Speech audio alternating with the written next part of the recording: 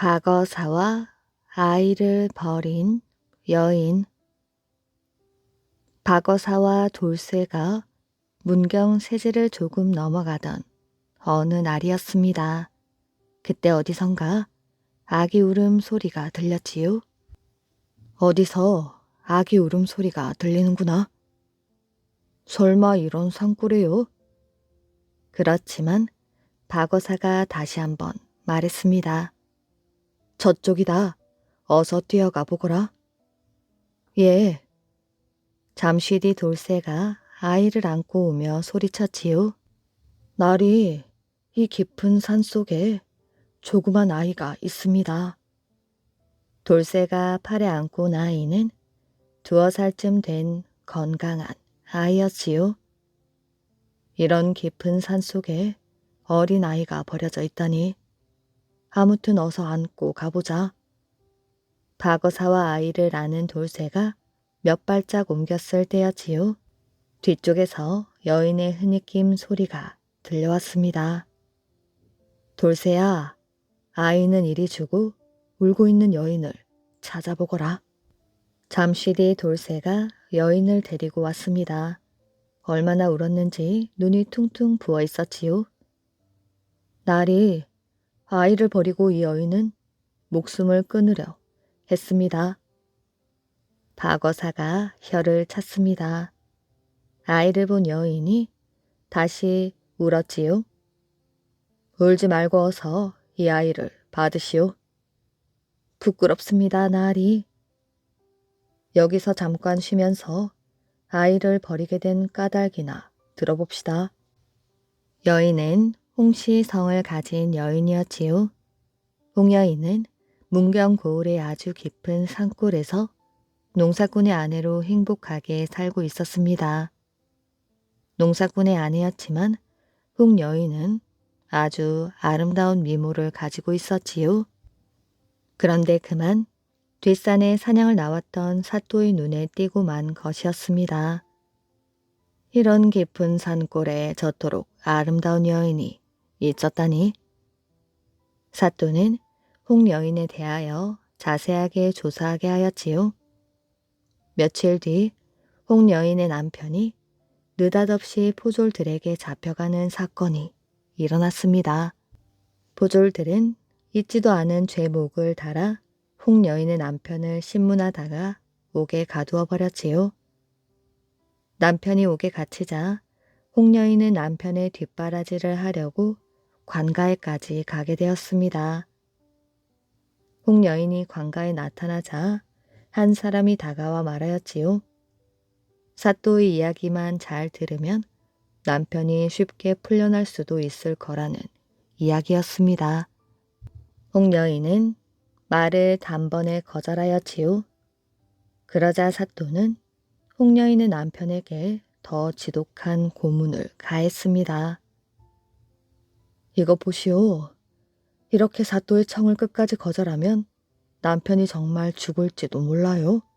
사또의 청을 들어주면 남편도 풀어주고 전에 살던 집에서 행복하게 살 수 있을 것이라고도 말했습니다. 홍여인은 더 이상 사또의 압력을 거절하지 못하였지요. 그렇지만 그 말은 모두 거짓이었습니다. 홍여인은 사또의 청을 들어주었지만 남편은 끝내 옥에서 숨을 거두고 말았지요.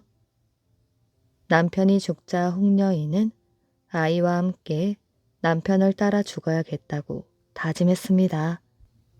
그렇지만 싱글벙글 웃는 아이를 차마 자기 손으로 해칠 수는 없었지요. 그래서 산속에 버려둔 것이랍니다. 저런 천하에 나쁜 사또가 있나? 어사는 홍여인의 말을 들으며 몇 번이나 주먹을 쥐었습니다. 사람의 목숨은 하나밖에 없는 소중한 것이오. 우선 우리와 함께 주막으로 갑시다. 어사는 홍여인과 아이를 주막에서 쉬도록 하였지요. 그런 다음 조용히 돌쇠를 불러 무언가를 지시했습니다. 지체 말고 가거라. 시간은 모레 정오이다. 예, 날이 이틀 후였지요. 정오가 되기를 기다렸던 어사가 천천히 관가로 갔습니다. 사또를 뵙게 해주시오. 급히 드릴 말씀이 있습니다. 어사가 간곡히 부탁해 보았지만 관가의 사령은 코웃음만 쳤습니다. 사또는 지금 아주 바쁘오. 사령은 어사에게 뇌물을 요구하는 것이 분명하였지요. 윗사람이 곧지 못하니 아랫사람인들 오죽할까? 박어사는 하는 수 없이 엽전 몇 잎을 꺼내어 사령의 손에 쥐어주었지요. 사령은 못 이기는 척하며 박어사를 사또에게 안내했습니다. 웬 놈이 나를 보자 했느냐? 사또가 어사를 내려다보았지요. 그런 사또를 박어사는 똑바로 쳐다보며 말했습니다. 사또께서는 나라의 녹을 먹으면서 어찌 불쌍한 백성을 구제해 주지는 아니하고 오히려 괴롭힌단 말입니까? 아니, 이놈이 여기가 어디라고 감히 엉뚱한 소리야? 그럼 제가 한 말이 틀렸단 말입니까? 죄 없는 백성을 죽이고 남의 부인까지 욕심내지 않았소? 아니, 저놈이. 여봐라, 저놈을 당장 묵지 못할까? 사또, 사실을 사실대로 말한 것도 죄가 된단 말이오. 그래 이놈아, 사실대로 말한 것도 죄가 되지. 사또의 말에 우락부락하게 생긴 사령 몇이 우르르 달려들었지요. 그러자 박어사가 벌떡 일어나며 마패를 높이 쳐들었습니다. 어사가 마패를 쳐들자 관가 안팎에 숨어있던 역졸들이 벌떼처럼 쏟아져 나오며 소리쳤지요. 암행어사 출두요. 썩어 빠진 문경 사또를 당장 잡아라. 순식간에 벌어진 일에 문경 사또와 형방, 사령들은 넋이 빠진 듯 얼떨떨해졌지요. 살려주십시오. 고을 백성들을 괴롭히던 문경 사또는 벼슬을 빼앗긴 채 경상도 가명으로 끌려갔습니다. 고을의 백성들은 뒤늦게야 암행어사가 출두한 것을 알았지요. 어사님, 고맙습니다. 부악한 사또 밑에서 고생하던 문경의 백성들은 유명한 암행어사 박문수의 얼굴을 보려고 관가로 몰려들었습니다. 그러나 그때쯤 박어사는 벌써 문경 고을을 떠나 이웃 고을로 들어서고 있었다고 합니다. 공주가 준 반지. 옛날 말레이시아에 수톤이라는 왕이 살고 있었지요. 하루는 왕비가 사슴 고기를 먹고 싶다고 해서 사냥꾼을 보내 사슴을 잡아오게 했습니다. 사냥꾼은 산 속에서 사슴이 나타나기만을 기다리고 있었지요. 그때 하늘나라 공주 7명이 내려오는 것을 보았습니다. 공주들은 날개옷을 벗고 계곡물로 들어가 몸을 씻었지요. 사냥꾼이 보니 막내 공주가 가장 아름다웠습니다. 왕에게 바치면 큰 상을 받을 수 있을 것 같았지요. 그래서 날개옷을 풀밭에 감추고 기다렸습니다.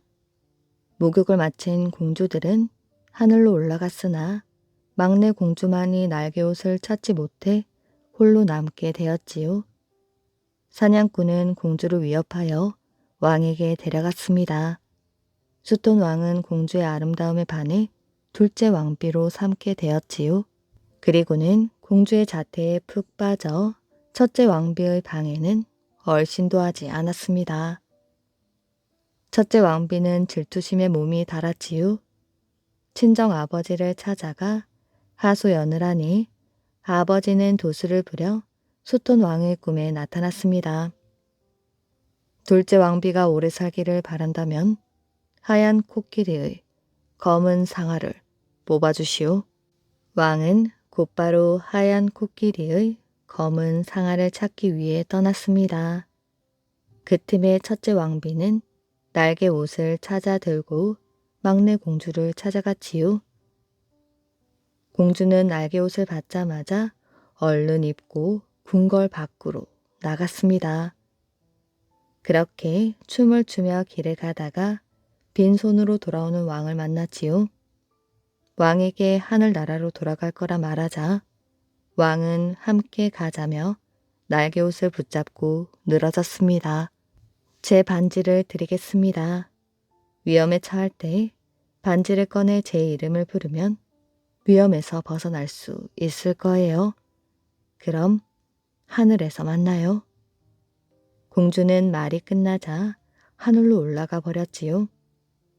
공주가 없으니 왕은 하루하루가 지옥 같았습니다. 그러더니 기어이 하늘나라로 가야겠다며 궁궐을 떠났지요. 하늘과 가장 가까운 산 꼭대기에 이르자 바위만한 독수리가 앉아 있었습니다. 독수리는 왕을 보더니 입맛을 다시며 덮쳤지요.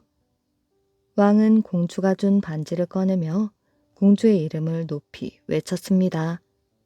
그러자 독수리는 순한 양처럼 바뀌더니 왕을 하늘나라까지 데려갔지요. 독수리와 헤어진 뒤 왕은 노인으로 변장하여 궁전으로 들어갔습니다.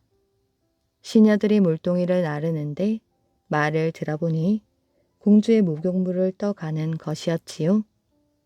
왕은 슬쩍 공주의 반지를 물동이에 떨어뜨렸습니다. 한편 공주는 목욕을 하다가 반지를 보았지요. 드디어 왕이 왔구나 생각하니 가슴이 설레었습니다. 공주는 왕을 찾아오도록 했으나 왕의 그림자조차도 볼 수가 없었지요. 애가 탄 공주는 시름시름 앓았습니다. 공주가 몸져 눕자 옥황상제는 이름난 의원들을 불렀지요. 하지만 아무도 공주의 병을 고치지는 못했습니다. 이 소식을 들은 수톤 왕은 옥황상제를 찾아갔지요. 수톤 왕을 보자마자 공주는 씻은 듯이 나았습니다. 그제야 수톤 왕은 옥황상제에게 그동안 있었던 일을 말하며 간절하게 부탁하였지요. 공주와 함께 인간 세상으로 돌아가게 해주십시오. 내가 내는 시험을 통과해야만 사위로 받아들이겠네. 옥황상제는 우거진 숲을 가리키며 평지로 만들라 일렀지요. 수톤 왕은 조상들의 얼굴을 떠올리며 도와달라고 기도했습니다. 그러자 조상들은 코끼리 떼를 보내어 숲의 나무를 전부 뽑아 평지로 만들게 하였지요. 다음으로 옥황상제는 뽑은 나무를 남김없이 태우라 했습니다. 수톤 왕이 다시 조상들께 기도하니 새떼가 나타나 주둥이로 불을 뿜어 나무들을 금방 재로 만들어버렸지요. 옥황상제는 씨앗을 항아리 가득 담아오게 하더니 도로 땅에 쏟았습니다. 그러고 수톤에게 다시 항아리에 담으라고 일렀지요. 수톤 왕이 기도하자 조상들은 극락조를 보내어 씨앗을 쪼아 담게 했습니다. 옥황상제는 마지막 시험을 내었지요. 7개의 방에 7명의 공주를 넣고는 손가락만 보고 공주를 찾아내라는 것이었습니다. 수톤 왕이 또다시 기도하자 조상들은 파리 한 마리를 보내었지요. 파리는 공주의 손가락에 앉았고 수톤 왕은 마지막 시험을 통과했습니다. 모든 시험을 통과한 수톤 왕과 공주는 인간 세상으로 내려가 행복하게 잘 살았다고 합니다. 개구리 무덤 이야기. 옛날에 유명한 직관 한 사람이 장제리를 지나게 되었습니다. 그런데 그 직관의 발걸음은 힘없이 휘청휘청 거리고 있었지요. 음식을 하나도 먹지 못하고 계속 산속을 헤매고 있었으니 걸음걸이가 힘이 없을 수밖에 없었습니다. 그가 장제리를 지나는데 마침 참을 먹고 있는 농부가 있었지요. 그래서 직관은 농부에게 밥을 달라고 청하였고 농부는 선뜻 자신이 먹던 자리까지 양보하며 그에게 밥을 주었습니다. 허기진 직원이 밥을 먹고 난 후 한숨 돌리고 있는데 농부가 물었지요. 노인장은 어디로 가시는 분입니까? 난 명당을 찾아다니는 직원인데 이곳 명당을 찾으러 왔다가 길을 잘못 들어 산에서 헤매게 된 것이오. 그는 농부에게 밥을 배불리 얻어먹은 은혜를 보답고자 맷자리 하나를 잡아준다며 농부를 데리고 주위를 둘러보았지요. 직관은 물이 찌걱찌걱 나와 농사도 짓지 못하고 그저 잡초만 무성하게 자라 내버려둔 자리를 가리키며 말하였습니다. 이곳에 묘를 쓰면 자손이 부자로 잘 살 것이요. 그런데 이곳에 묘를 쓰고 나서 한 가지 꼭 지켜야 할 일이 있어. 그것은 묘를 쓰고 3년이 되기 전에 반드시 이곳에서 멀리 떠나 다른 곳에 가서 살아야 하며 자손이 절대로 묘소를 직접 찾지 말고 벌초나 제사를 남에게 시켜 지내야 합니다. 명절 제사까지도 후손들이 지내지 말고 다른 사람을 시켜 지내야 하오.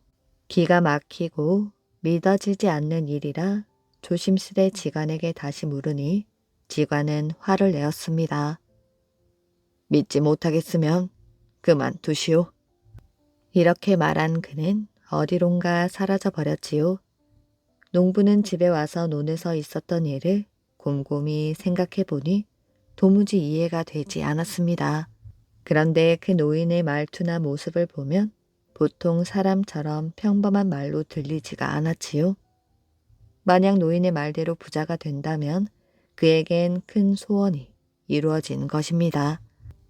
그는 자식들에게만은 가난뱅이 신세를 벗어나게 하는 것이 평생 소원이었지요. 그러던 어느 날 아버지의 상을 당하게 되었습니다. 가난했던 그는 산이 없었기에 친지들은 공동묘지에 모시자고 하였지요. 그러나 아들은 직관이 잡아준 물이 찌걱찌걱 나오는 질퍽한 곳에 맷자리를 쓴다고 고집을 부렸습니다.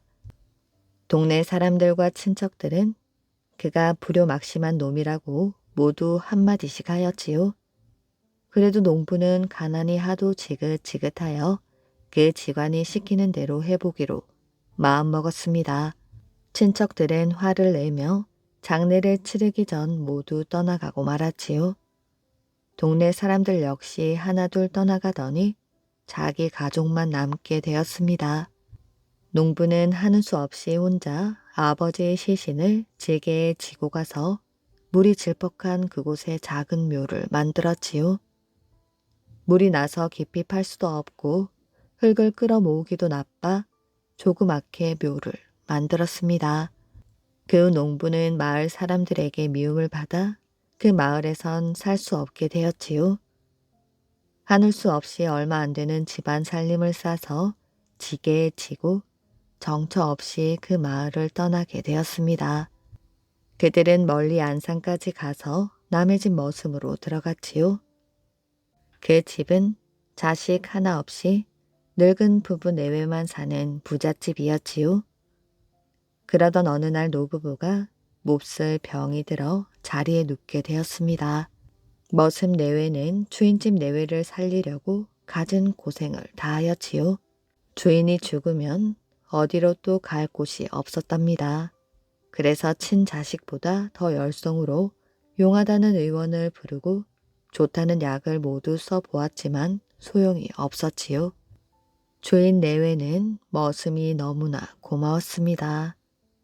그래서 하루는 마을 사람들을 모아놓고 잔치를 베풀면서 우리 내외가 죽거든 자기 재산 모두를 이 머슴에게 상속시킨다는 것을 유언으로 동네 사람들에게 말하였습니다. 그로부터 얼마 뒤 극진한 간호에도 불구하고 주인 내외는 한날 한시에 모두 숨을 거두고 말았지요. 두 부부는 열성껏 성대하게 주인의 장례를 지냈습니다. 가난한 농부는 이제 하인이 아니라 주인이 되었고 열심히 일하여 재산을 많이 늘려놓았지요. 그래서 마을에서 가장 큰 부자가 될 수 있었습니다.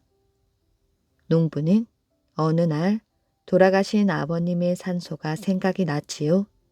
그는 유명한 직관을 앞세우고 부친의 산소를 찾아가게 되었습니다. 산소는 질퍽한 곳에 잡초가 우거져 꼭 개구리가 엎드려 있는 모습처럼 나지막하였지요.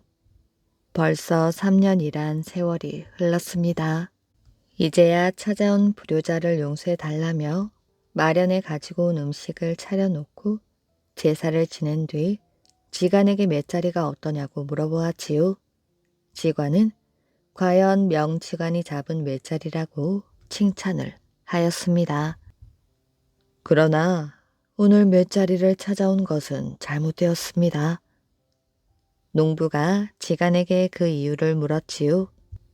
명사가 이곳에 묘를 쓰라고 한 것은 이 자리가 개구리형 물 명당이기 때문입니다. 이곳에 선형의 묘를 쓰고 묘의 모양을 개구리처럼 만들었기 때문에 3년 안에 큰 부자가 되는 금시발복 자리이지요. 그런데 개구리는 제 새끼를 잡아먹기 때문에 후손이 묘에 찾아오면 잡아먹게 되므로 다른 사람을 시켜 벌초나 성묘를 하고 제사까지도 그리 지내야 합니다. 자손은 절대로 이곳에 나타나지 말아야 하지요. 같이 간 지관은 이렇게 설명하였습니다.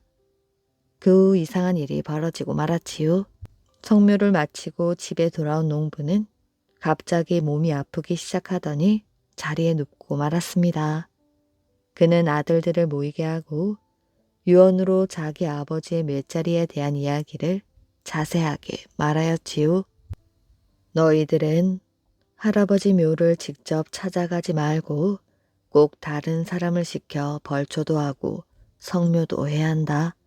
그리고 그 자리를 잡아준 명사를 찾아 은혜에 보답하거라. 자식들에게 유언을 남기고 농부는 숨을 거두었지요. 그의 자손들은 해마다 사람을 보내 할아버지의 산소를 돌보았으나 그 자리를 잡아준 명사는 아직까지 찾지 못했다고 합니다. 복을 받은 채운 아씨. 옛날에 충남 바닷가 근처 채운이란 아가씨가 홀 어머니를 모시고 살고 있었지요. 그녀는 당나라를 왕래하는 상인들을 상대로 숙식업을 하고 있었습니다. 그녀는 아름다운 아가씨로 마음씨 마저 상냥하고 고와서 주변 사람들의 칭찬을 받았지요.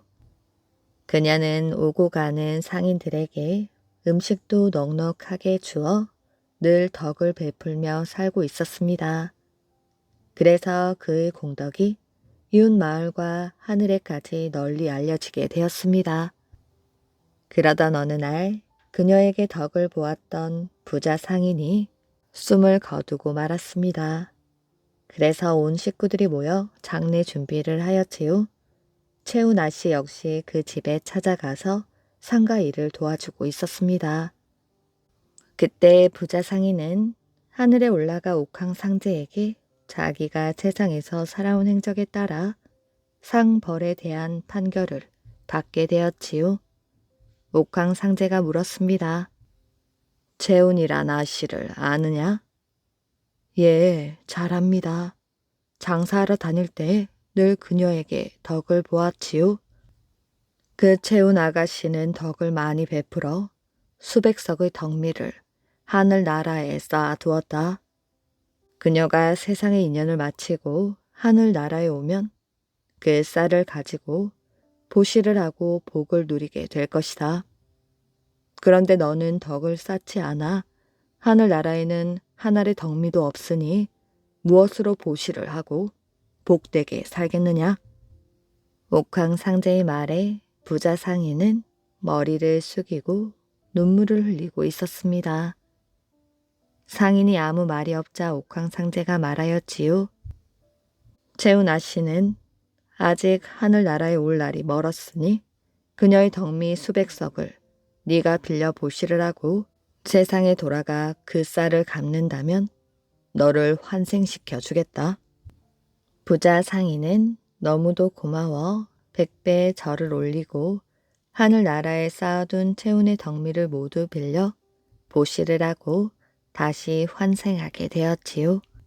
가족들이 그의 죽음을 슬퍼하며 곡을 하고 있을 때 죽은 부자 상인이 다시 살아났습니다. 가족들은 깜짝 놀라 어찌할 바를 몰랐지요. 부자 상인은 채운 아씨를 보고 반기며 옥황상제의 말을 전했습니다. 내 옥황상제의 허락을 받고 자네의 덕미 수백 석을 빌려 보시를 하고 다시 살아왔으니 저승에서 빌린 덕미를 이 세상에서 자네에게 모두 갚겠네. 부자는 어리둥절해하는 채운 아씨에게 하늘나라에서 있었던 일을 자세히 설명한 다음 하늘에서 빌린 수백 석의 덕미를 채운 아씨에게 다 갚겠다고 하였지요.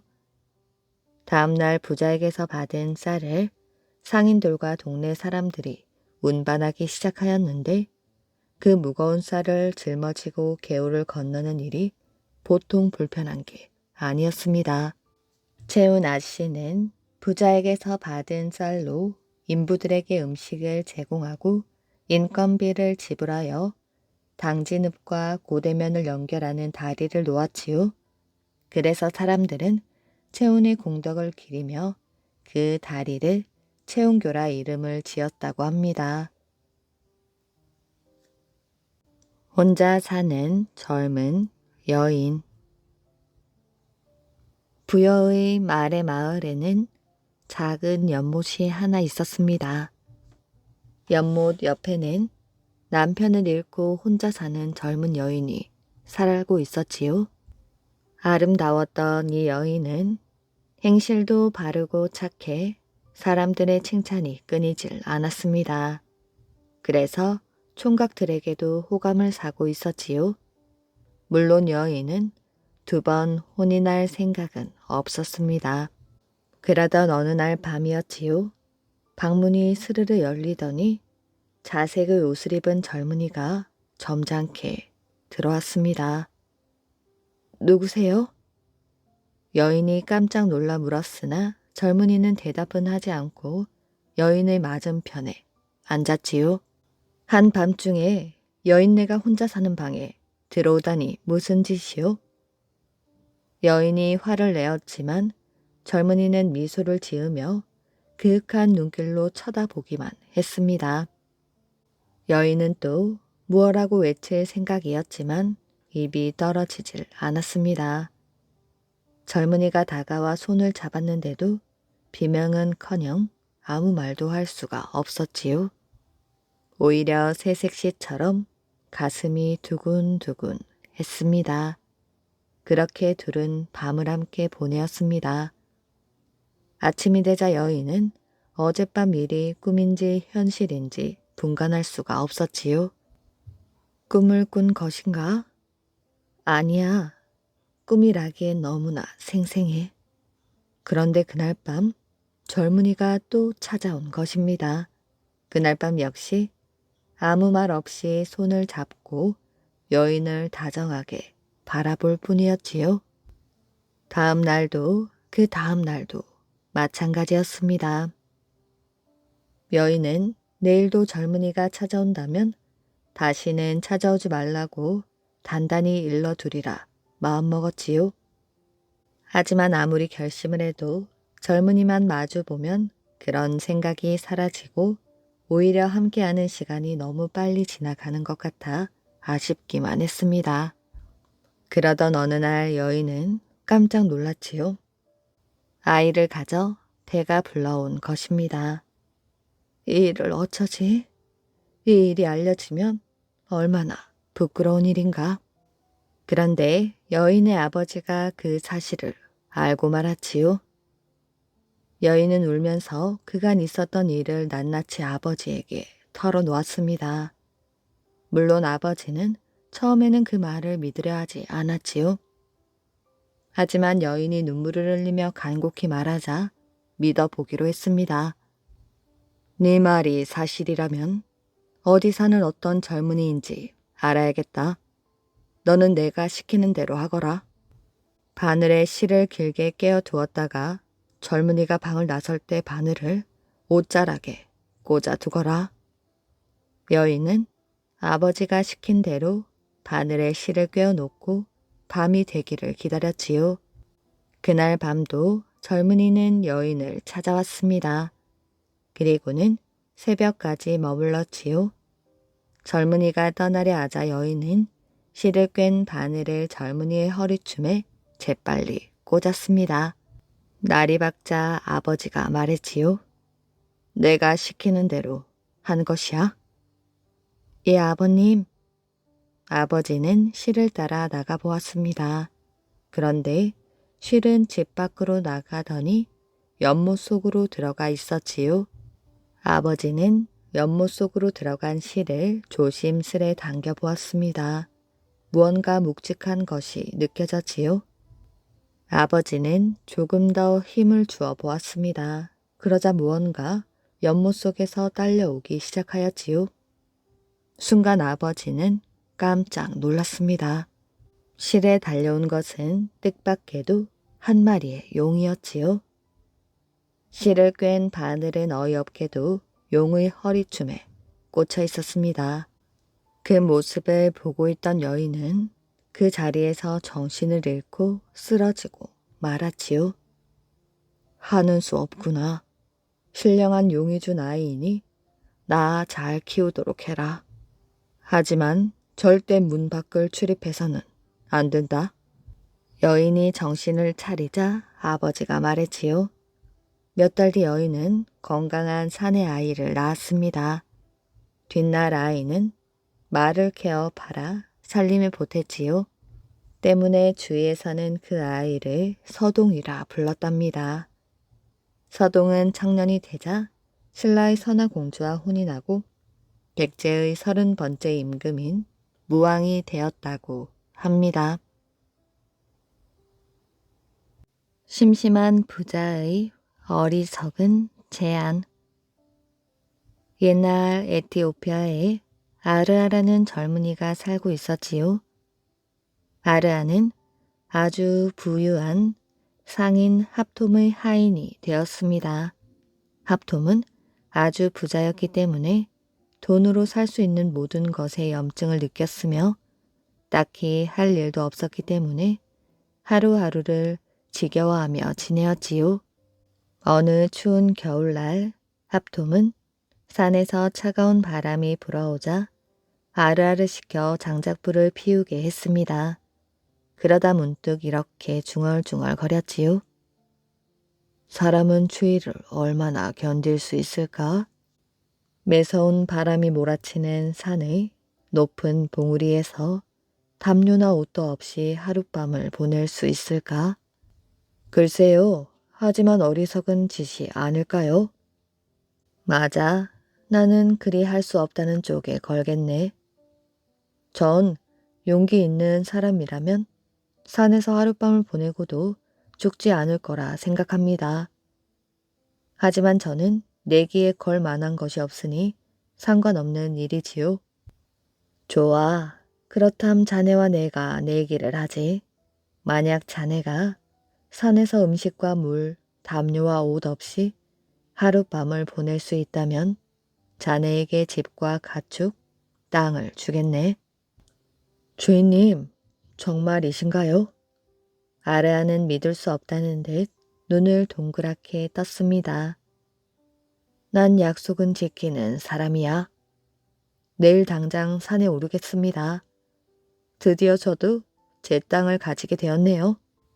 아르아는 약속은 했지만 무척 걱정이 되어 자기 부족의 한 노인을 찾아갔지요.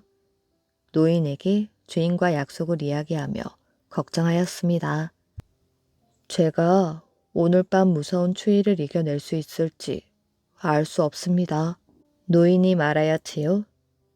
내가 도와주지. 산의 계곡 너머에 나지만 보이는 바위가 있네. 해가 지고 나면 봉우리 정상에 서 있는 자네의 눈에 보이도록 내가 바위에서 불을 피우겠네. 자네는 내가 피운 불빛을 바라보고 있게. 불빛을 바라보며 온기를 느낀다면 자네는 살아날 수 있을 걸세. 정말 고맙습니다. 아르아는 노인에게 인사하고 돌아가 주인에게 준비가 되었다고 말하였습니다. 합톰은 다른 하인들을 딸려 아르아를 산 꼭대기로 보내었지요. 산 꼭대기에 밤이 찾아들자 아르아는 옷을 다 벗고 매서운 바람을 온 몸으로 맞으며 서 있었습니다. 다른 하인들은 아르아를 안타까운 눈으로 바라보다 돌아갔지요. 아르아는 칠흑 같은 어둠 속에 홀로 덜덜 떨며 먼 곳에서 노인이 피워놓은 불빛을 보았지요. 점점 더 추워지는 시간 속에서 아르아는 정신마저 놓을 듯했습니다.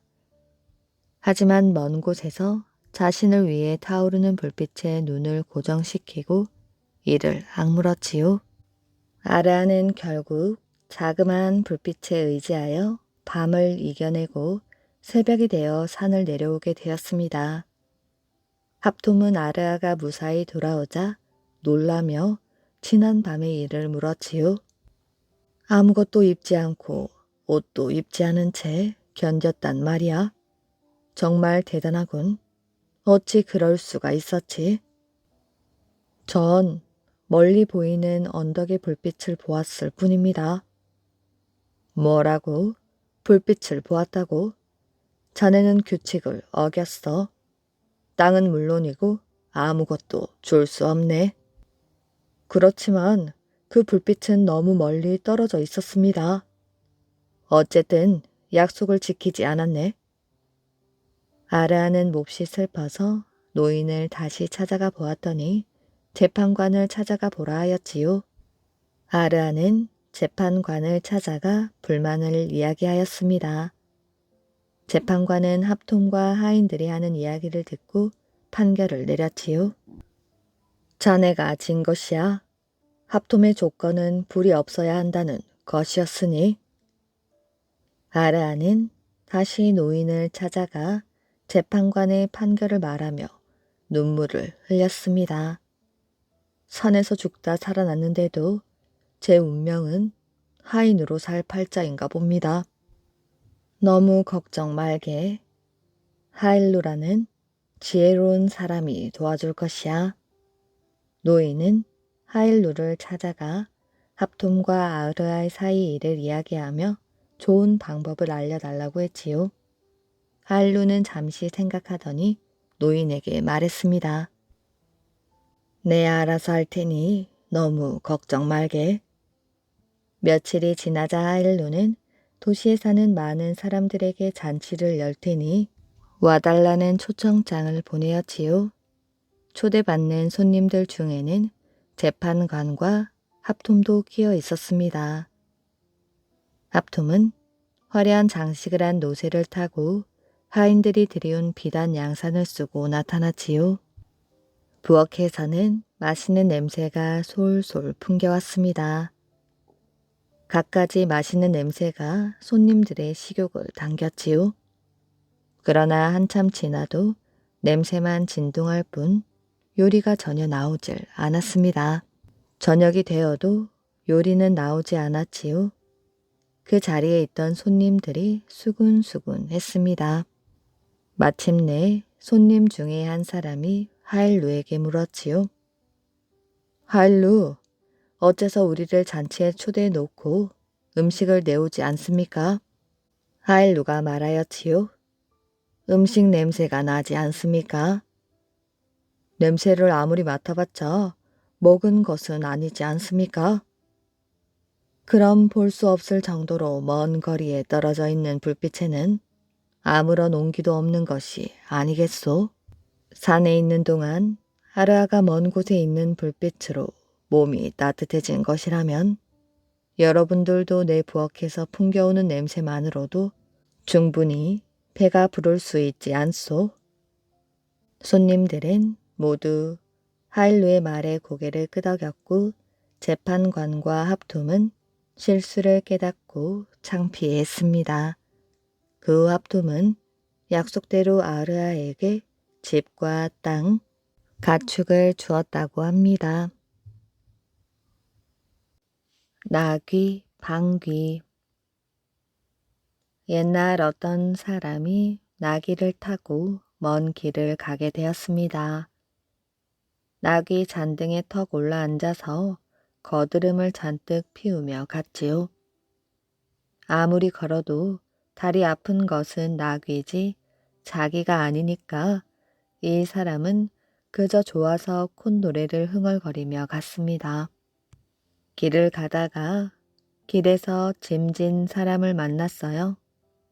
이 사람은 등에 무거운 보퉁이를 여러 개 짊어지고 땀을 뻘뻘 흘리면서 걸어가고 있었지요.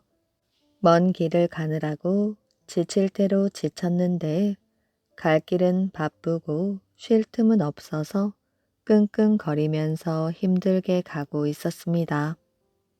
한 사람은 나귀 등에 올라앉아 끄덕끄덕하며 가고 한 사람은 무거운 짐을 지고 헐떡헐떡하며 걸어갔지요. 그러다가 짐진 사람이 하도 힘들어서 나귀 탄 사람에게 부탁을 하였습니다. 여보시오, 짐이 하도 무거워서 그러니 나귀 등에 짐 좀 얹어주오. 그런데 나귀 탄 사람은 콧방귀를 끼면서 고개를 흔들었습니다. 그 짐을 올려놓으면 나는 어디에 타고 가라고 그러오. 안 돼요, 안 돼. 짐진 사람이 다시 사정을 하였습니다. 이 짐을 다 얹어달라는 게 아니라 보퉁이 하나만 얹어달라는 말이오. 보퉁이 하나야 자리를 차지하면 얼마나 하겠소? 아무려다 내 자리 빼앗기는 마찬가지 아니오. 안 돼요, 안 돼. 짐진 사람은 하는 수가 없어서 한숨을 쉬면서 그냥 걸어갔습니다.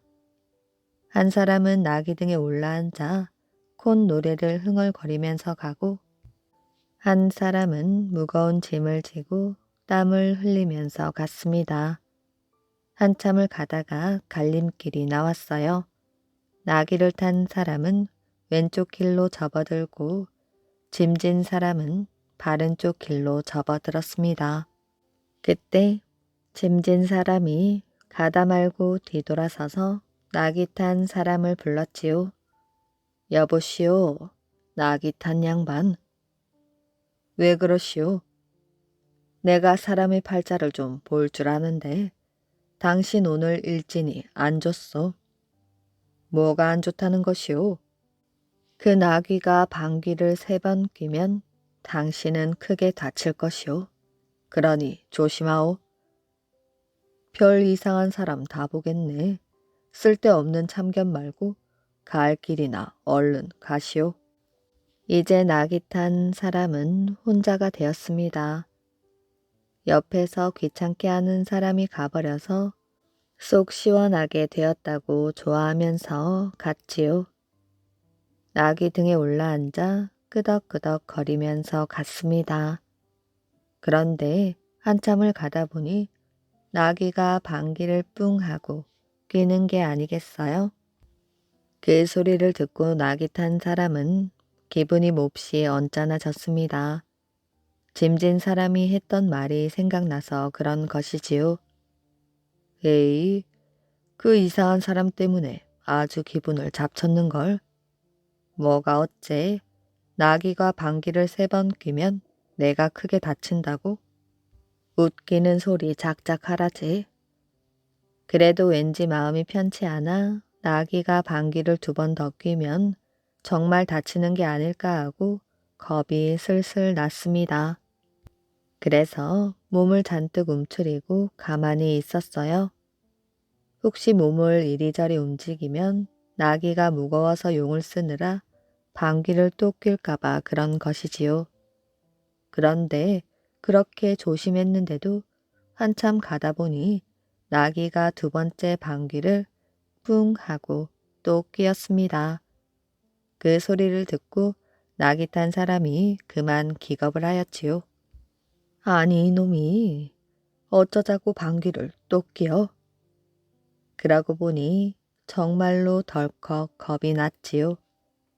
이제 나귀가 한 번만 방귀를 더 뀌면 무슨 일이 생길지도 모르니 겁이 났습니다. 그래서 아예 나귀 등에서 내려서 걸어가기로 하였습니다. 나귀를 타고 가다가 이놈의 나귀가 힘이 들어 용을 쓰느라 또 방귀를 뀌면 안 되었기 때문이지요. 이 사람이 나귀 옆에서 고삐를 잡고 가만 걸으면서도 자꾸 힐끗힐끗 나귀 눈치를 보았습니다. 속으로 방귀를 뀌지 말라고 빌면서 말이지요. 그런데 그렇게 걸어갈수록 마음이 놓이지 않았습니다. 그래서 나귀를 세워놓고 단단한 돌을 하나 주워다가 나귀 밑구멍을 꽉 막아버렸지요. 아예 방귀를 못 뀌게 하려고 그런 것입니다. 그런데 한참을 가다 보니 아무래도 마음이 찜찜한 기분이 들었습니다. 돌멩이가 제대로 박혀 있는지 자꾸 걱정이 되었지요. 그래서 또 나귀를 세웠습니다. 세워놓고 나귀 등 뒤로 돌아가서 밑구멍 가까이 얼굴을 대고 요렇게 들여다보았지요. 돌멩이가 잘 막혀있나 보려고 말입니다. 그런데 그때 나귀가 그만 세 번째 방귀를 뿡 하고 뀌었지요. 나귀 딴에는 밑구멍을 돌멩이로 막아 놓아서 그동안 못 뀌었던 방귀를 한꺼번에 내놓은 것인데 그 바람에 그놈의 돌멩이가 툭 튀어나와서 그만 이 사람 이마를 냅다 갈겨버렸습니다. 이게 무슨 날벼락이람. 아이고 아야 나 죽네. 이마에 돌벼락을 맞은 사람이 길바닥에 나뒹굴면서 죽는다고 소리를 쳤습니다. 아까 그 짐진 사람 말대로 된 것이지요. 나귀방귀 3번에 크게 다친다고 한 말이 꼭 들어맞은 것입니다. 노루가 된 동생. 옛날 옛적 아주 오래된 이야기입니다. 옛날 세상에는 물이 아주 귀하였지요. 물이 귀하여 산에는 샘물이 마르고 들에는 강물이 말라버렸습니다. 3년마다 한 번씩 비가 오는데 사람들은 이때 빗물을 받아 두었다가 3년 동안 먹곤 하였지요. 샘물이고 강물이고 다 말라붙어도 딱 한 군데 물이 괴는 곳이 있었습니다. 거기가 어디냐 하면 바로 짐승 발자국이었어요. 그런데 짐승 발자국에 괜 물을 먹으면 짐승이 된다지 뭐예요. 노루 발자국에 괜 물을 먹으면 노루가 되고 사슴 발자국에 괜 물을 먹으면 사슴이 된다는 말입니다. 그때 어느 산골에 오누이가 단둘이 살고 있었습니다. 17 먹은 누나하고 연함은 살 먹은 남동생하고 단둘이 사는데 먹고 살 길이 없었지요. 여기저기 돌아다니면서 밥도 얻어먹고 그렇게 살았습니다. 둘이서 돌아다니다가 하루는 산속에 들어가게 되었지요. 그런데 동생이 목이 마르다며 막 울었습니다. 그런데 물이 없었어요. 동생은 자꾸 울며 보채고 샘물은 아무리 찾아봐도 없고 그래서 하는 수 없이 노루 발자국에 괜 물을 떠다 먹였습니다. 그랬더니 동생이 그만 노루가 되어버렸습니다. 조그만 새끼 노루가 되어가지고 눈물을 흘리면서 울고 있었지요. 아이고 이를 어째. 노루가 된 동생 목을 끌어안고 누이는 같이 울었습니다. 둘이서 해가 넘어가는 것도 모르고 슬피 울고 있었지요. 그때 이 산 속에 사냥을 하러 나온 사냥꾼 총각이 있었습니다. 이 사냥꾼이 말을 타고 가는데 어디서 구슬픈 울음소리가 들렸지요. 울음소리를 따라가 보니 웬 처녀가 노루 목을 끌어안고 슬피 울고 있는 것이 보였습니다. 어찌된 일이냐고 물으니 이렇게 저렇게 되어서 운다고 하였지요. 사냥꾼은 오누이를 데리고 집으로 왔습니다. 그리고 그 처녀와 결혼을 하였지요. 노루가 된 동생도 그 집에서 함께 살았습니다. 마당가에 나무로 노루집을 만들어주니 거기에서 밥도 먹고 잠도 자고 그렇게 살았지요. 남편이 날마다 사냥하러 나가면 오누이만 남아서 집을 보는 것이었습니다. 누나는 날마다 동생을 씻겨주고 닦아주고 밥도 먹여주고 그렇게 극진히 보살펴 주었지요. 남편은 사냥하러 나가면서 늘 내가 없는 동안에는 아무도 집에 들이지 마시오 하고 신신당부를 하였습니다. 그런데 하루는 남편이 사냥을 나간 사이 웬 할머니가 찾아왔지요. 꼬부랑 허리에 지팡이를 짚고 찾아와서는 이 불쌍한 늙은이 밥 한 술 주오 한단 말이지요. 남편이 아무도 집에 들이지 말라 했지만 할머니가 너무 불쌍해 보여서 도저히 내쫓을 수 없었습니다. 그래서 할머니를 집 안으로 불러들였지요. 그리고 밥 한 그릇을 잘 차려 주었습니다. 할머니가 밥 한 그릇을 다 먹더니 색시 여기 오는 길에 은 비녀를 잃어버렸다오. 나는 눈이 어두워 찾지를 못하니 색시가 좀 찾아주시오. 누나가 그 말을 듣고 은 비녀를 찾으러 집 밖으로 나갔습니다. 할머니는 여기서 잃었나 저기서 잃었나 하면서 누나를 데리고 자꾸만 멀리 갔습니다. 낭떠러지 위에 가더니 옳지. 내가 여기서 은비녀를 잃어버린 게 틀림없어. 여기서 찾아보시오. 이런단 말이에요. 누나는 낭떠러지 위에서 허리를 굽히고 은비녀를 찾기 시작하였습니다. 그때 할머니가 누나 뒤로 가서는 낭떠러지 밑으로 떠다 밀어버렸지 뭐예요. 누나는 낭떠러지 밑으로 떨어지고 말았습니다. 그래놓고 할머니가 제주를 팔딱팔딱 넘으니 금세 누나하고 똑같은 젊은 섹시 모습으로 변해버렸지요. 그렇게 둔갑을 해 가지고 집으로 돌아와서는 사냥꾼을 기다리게 되었습니다. 저녁이 되니 사냥꾼이 사냥을 해가지고 집으로 돌아왔지요.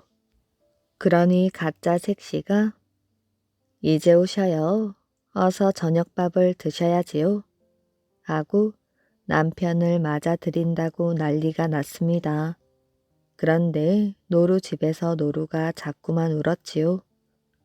앞발로 문을 드륵드륵 긁으면서 구슬프게 울었습니다.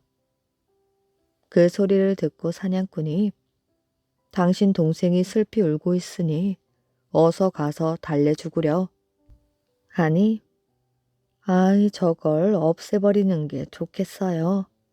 원 시끄러워서 견딜 수가 없어요. 이런단 말이에요. 무슨 소리요? 당신이 그렇게나 애지중지하던 동생인데 정신이 나갔소. 남편이 야단을 치니 가짜 색시는 아무 말도 못하고 입만 삐죽삐죽하고 있었어요. 노루는 세상이 떠나갈 듯 자꾸만 울었습니다. 노루는 다 알고 있었어요. 누나는 낭떠러지에 떨어져 죽고 그 할머니가 누나 모습으로 둔갑을 해서 저러고 있다는 걸 다 알고 있단 말입니다. 그래서 그렇게 슬프게 울고 있었지요. 노루는 울다가 노루집을 부수고 밖으로 뛰쳐나왔습니다. 있는 힘을 다하여 낭떠러지로 뛰어갔지요.